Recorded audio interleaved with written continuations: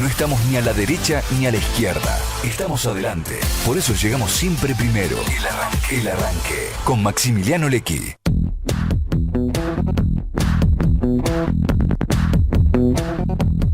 Nos interesa mucho la vida cultural de la Argentina, ustedes lo saben, estamos en la radio declarada de interés cultural y social por la legislatura porteña, y nos llegó la información de que Pablo Davoli presenta un libro en la ciudad de Rosario que se llama Guerra Invisible, Acción Psicológica y Revolución Cultural.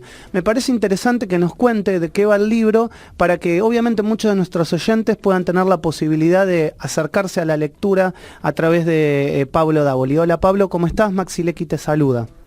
¿Qué tal, Maxi? ¿Cómo te va? ¿Qué decís? Bueno, muchas gracias por la entrevista. No, muchas gracias por atendernos. Y bueno, quiero que me cuentes un poco de qué viene el libro para que la gente pueda, bueno, obviamente acercarse a la lectura tan interesante hablando de la revolución cultural.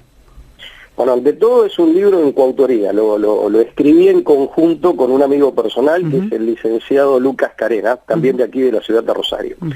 Es un libro que hemos escrito entre los dos, tiene unas 540 páginas aproximadamente, y lo que hemos hecho en él, lo que hemos intentado hacer en él, el público dirá si lo hemos hecho bien o mal, es volcar el análisis y la denuncia, por supuesto, de una serie de tácticas y de estrategias vinculadas con la manipulación del comportamiento humano y en particular del comportamiento humano social, sobre todo en el contexto de sociedades altamente masificadas, en donde de pronto, con los sofisticados medios tecnológicos que en materia de comunicación existen hoy, este tipo de técnicas pueden adquirir, digamos, una particular eficacia. En rigor de verdad, el libro, digamos, discurre a lo largo de... Comenzamos con un análisis del debate epistemológico entre ciencias de la naturaleza y ciencias del espíritu, porque entendemos que ideológicamente, digamos, ahí está la madre, insisto, la madre ideológica o la matriz ideológica del problema, según cómo se responda a este debate, obviamente, no en el debate en sí, sino básicamente en aquellas respuestas que hacen un reduccionismo del hombre, un reduccionismo antropológico a interpretaciones materialistas y mecanicistas de la realidad. De manera tal que el comportamiento humano puede ser visto como el producto de variables que generan un resultado necesario y que se ubicarían por detrás o más allá de nuestra conciencia, de nuestra voluntad y de nuestra capacidad para decidir. Por eso digo que de la mala respuesta o de una respuesta interesada, una toma de posición interesada frente a ese viejo debate que en realidad se remonta a los antiguos griegos, el debate entre physis y nomos, si se quiere, pero que modernamente se planteó entre el debate entre, digamos, ciencias del espíritu y ciencias de la naturaleza, de una mala respuesta o de una toma de posición interesada frente a ese debate, ahí obtenés la matriz ideológica o el fundamento para el desarrollo posterior de técnicas, de estrategias y de tácticas que pueden servir para el control del comportamiento humano, y obviamente el control del comportamiento humano que implica controlar lo que pensás, controlar tus estados anímicos, controlar, bueno, lo que sentís básicamente, o inducir determinadas ideas, determinadas simpatías, determinadas antipatías. Pablo, para eso, sí. Me gustaría preguntarte, ¿no? Porque el control de comportamiento humano, uno entiende que también a través de los medios de comunicación y de las nuevas redes sociales, hoy tendería a ser más sencillo de manejar de lo que era antaño. Totalmente.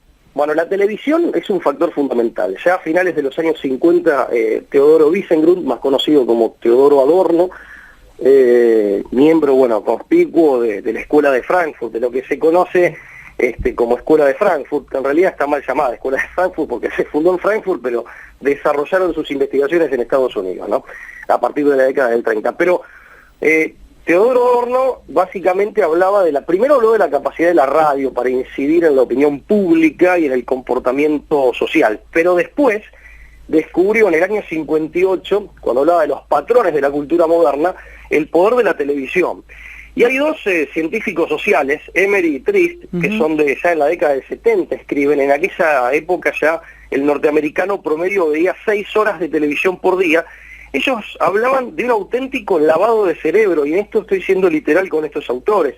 En aquella época, años 70, en donde no existía, digamos, la televisión como la conocemos hoy, ¿correcto? Era mucho más limitada la programación, los efectos especiales del cine y de la televisión eran mucho más precarios y todo. Sin embargo, con esas 6 horas diarias de promedio de exposición al televisor, que aparte es tiempo que se le resta a los vínculos, es tiempo que se le resta a la reflexión, a la meditación, al estar con uno mismo, al diálogo interno con uno mismo, es tiempo que la persona religiosa le resta a la vida de oración, es tiempo que se le resta a la lectura, claro, etcétera. Habían producido, según Emery Trist, un auténtico lavado de cerebro, y explican por qué. Hoy, con el desarrollo de las neurociencias, hay un aporte nuevo que puede también contribuir a la explicación de esto que suena tan terrible, ¿no es cierto? Como hablar de un lavado de cerebro, parece una cosa hasta de ciencia ficción. No, pero además, Pablo, yo te digo a mí personalmente, yo a veces trato de autolimitarme con la tecnología porque me siento que estoy con 37 años todo el tiempo, con el celular en la mano y que perdí tiempo de cosas que antes me encantaban, como sentarme a leer un libro, y hoy digo, a mí, internamente, a veces digo, siento que estoy perdiendo el tiempo leyendo un libro. Y es al revés, en realidad estoy perdiendo cosas importantes que generaban conocimiento en mi vida, ¿no?